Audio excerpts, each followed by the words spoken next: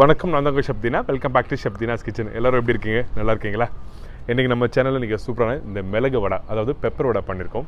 இந்த பெப்பர் வடை பார்த்தீங்கன்னா இந்த கோவிலில் பார்த்தீங்கன்னா நல்லா கிறிஸ்பியாக தருவாங்க பார்த்தீங்களா, அதே வடை அதே மெத்தடில் பண்ணியிருக்கேன். கண்டிப்பாக வீட்டில் ட்ரை பண்ணி பாருங்கள்.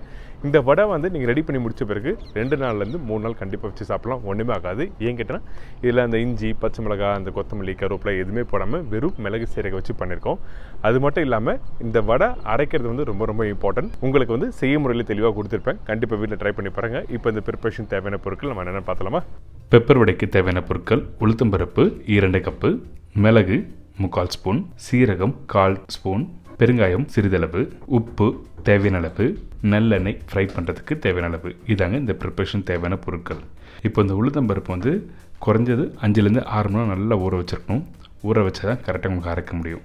ஸோ அதனால் நல்லா ஊற வச்சு நல்லா தண்ணி ஸ்டெயின் பண்ணி முடித்த பிறகு நம்ம மிக்சியில் ஆட் பண்ணி ஒரு ட்ராப்பில் தண்ணி ஆட் பண்ணாமல் கொஞ்சம் கொஞ்சமாக அரைச்சி எடுத்துருங்க. இந்த அரைக்கிற பக்குவம் அப்படிங்கன்னா ஒரு 60 to 70% அளவுக்கு நீங்கள் அரைச்சிருக்கணும். உளுத்தம்பருப்பு அங்கங்கே கொஞ்சம் லைட்டாக முழுசாக இருக்கணும். அப்போ தான் உங்களுக்கு வந்து அந்த பைண்டிங் கரெக்டாக வரும். ஸோ இந்த மாதிரி நீங்கள் உளுத்தம்பருப்பை அரைச்சி எடுத்த பிறகு என்ன பண்ணால் இந்த மிளகு பவுடர் இப்போ ஆட் பண்ணுறோம். இந்த மிளகு வந்து ஆக்சுவலாக வந்து ஃபைன் பவுடர் இருக்கக்கூடாது. கொஞ்சம் லைட்டாக ஒரு 80% கொஞ்சம் குறை இருந்தால் நல்லாயிருக்கும். அதே மாதிரி சீரகம் வந்து எப்பவுமே கம்மியாக தான் ஆட் பண்ணணும். அதனால் ஒரு 1/4 ஸ்பூன் அளவுக்கு சீரகம் ஆட் பண்ணியிருக்கேன். இப்போது பெருங்காயத்தூள், உப்பு தேவையான அளவு.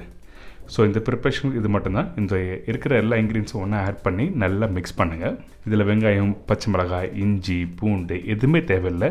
ஸோ இந்த மாதிரி நல்லா மிக்ஸ் பண்ணி முடிச்ச பிறகு உங்களுக்கு காமிக்கிறேன் பாருங்கள். இப்போது இந்த மாதிரி நல்லா உங்களுக்கு மிக்ஸ் பண்ணி முடியும். கையில் எடுத்தால் உங்களுக்கு கரெக்டாக பைண்டிங் வரணும். ஸோ அப்போ தான் உங்களுக்கு வந்து கரெக்டாக உங்களுக்கு ஃப்ரை பண்ணி எடுக்க முடியும்.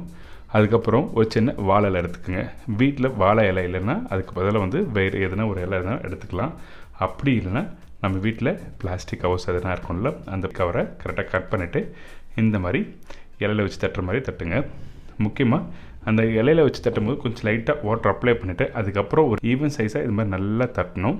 எல்லா பகுதியும் வந்து ஒரே ஈவனாக இருக்கணும். அப்போ தான் உங்களுக்கு வந்து இந்த மிளகு வடை வந்து கரெக்டாக உங்களுக்கு ஃப்ரை பண்ண முடியும். இப்போது நல்லா தட்டி முடித்த பிறகு நடுவில் ஒரு சின்ன ஒரு ஓட்டை, அதுக்கப்புறம் இந்த கார்னெல்லாம் காமிக்கிறோம் பார்த்தீங்களா, இந்த இடம் எல்லாமே வந்து ப்ராப்பராக உங்களுக்கு வந்து ஒரு ஈவன் சைஸாக இருக்கணும். கொஞ்சம் ஒரு சைடு அதிகமாக ஒரு சைடு சின்னதாக மெலிசா அப்படின்னா இருந்ததுன்னா உங்களுக்கு என்ன ஃப்ரை பண்ணி எடுக்கும்போது உங்களுக்கு வந்து கிறிஸ்பியாக வராது. ஸோ அதனால் வீட்டில் ஃப்ரை பண்ணும்போது எல்லா பக்கத்தையும் வந்து ஒரே மாதிரி நீங்கள் தட்டிருக்கணும். இப்போ எண்ணெய் சூடாக இருக்குது. இந்த எண்ணெயில் வந்து இப்போது தட்டின வடையை இதில் ஆட் பண்ணுறோம். இப்போ இதே மாதிரி நம்மக்கிட்ட இருக்க எல்லா வடையும் வந்து தட்டி இதில் ஆட் பண்ண போகிறோம். ஸோ நீங்கள் இந்த பெப்பர் வடைக்கு வந்து மற்றபடி வந்து கடலைப்பருப்பு வேறுனா போடலாமா அப்படின்னு சொல்லி நிறைய பேர் டவுட் இருக்கும். ஆக்சுவலாக வந்து கடலைப்பருப்புலாம் ஆட் பண்ணக்கூடாது. ஒன்லி உளுத்தம்பருப்பு மட்டும்தான் ஆட் பண்ணணும். அது மட்டும் இல்லாமல் வந்து இந்த வடையை வந்து நீங்கள் வந்து வெங்காயம், பச்சை மிளகாய், இஞ்சிலாம் எதுவுமே போடுறதில்ல. ஸோ அதனால் வந்து இது வந்து ஒரு 2 நாள்லேருந்து 3 நாள் கண்டிப்பாக நீங்கள் வச்சு சாப்பிட்லாம். நல்லா கிறிஸ்பியாக இருக்கும். நம்ம வீட்டில் எப்படி ஓட்ட வடை நீங்கள் ஃப்ரை பண்ணி முடிச்ச பிறகு நல்லா கிறிஸ்பியாக இருக்கும் பார்த்தீங்களா, அதே மாதிரி நல்லா கிறிஸ்பியாக இருக்கும். ஸோ அதனால் வந்து 2 நாள்லேருந்து 3 நாள் வச்சு சாப்பிட்லாம். இந்த வடை தான் வந்து பெருமாள் கோயில், இந்த கோவிலில் பார்த்தீங்கன்னா வந்து பெப்பர் வடை, மிளகு வடை சொல்லி கொடுப்பாங்க. ஸோ இது மாதிரி தான் பண்ணுவாங்க. ஆனால் பர்டிகுலராக இந்த வடை ஃப்ரை பண்ணும்போது நீங்கள் நார்மல் எண்ணெயில் ஃப்ரை பண்ண வேண்டாம், நல்ல எண்ணெயில் ஃப்ரை பண்ணுங்க, ரொம்ப நல்லாயிருக்கும். ஸோ இப்போ இது மாதிரி நல்லா டர்ன் பண்ணி ஜஸ்ட் நீங்கள் விடுங்க. கரெக்டாக உங்களுக்கு வந்து ஒரு ஹாஃப் டன் ஆனே உங்களுக்கு வந்து கொஞ்சம் லைட்டாக கிறிஸ்பியான மாதிரி இருக்கும். ஸோ அந்த டைமில் என்ன பண்ணுங்க கேட்டிங்கன்னா, உங்களுக்கு வந்து ஃப்ளேம் வந்து ஹை ஃப்ளேம்லேருந்து உங்களுக்கு கரெக்டாக ஒரு பாதி கொஞ்சம் ஃப்ளேம் கம்மி பண்ணி நீங்கள் வச்சிங்கன்னா உங்களுக்கு வந்து கலர் கரெக்டாக வரும்போது கரெக்டாக இருக்கும். இந்த டைமில் ஆல்மோஸ்ட் ரெடி, பட் இருந்தாலும் நம்மளுக்கு கலர் வரணும். இப்போ ரெடி ஆகிடுச்சு. நல்ல கோல்டன் ப்ரௌன், ரொம்ப அதிகமாக ஃப்ரை பண்ண வேண்டாம். சாப்பிடும்போது கொஞ்சம் லைட்டாக பிட்டர் டேஸ்ட் வரும். ஸோ அதனால் ஏன்னா மிளகு வந்து ரொம்ப நேரம் ஃப்ரை பண்ணி எடுத்தாலும் உங்களுக்கு வந்து அந்த கசப்பு தன்மை இருக்கும். அதனால் வந்து கரெக்டான அளவுக்கு இந்த மாதிரி பொன் நேரத்தில் ஃப்ரை பண்ணி எடுத்திங்கன்னா இந்த மிளகு வடை ரெடி.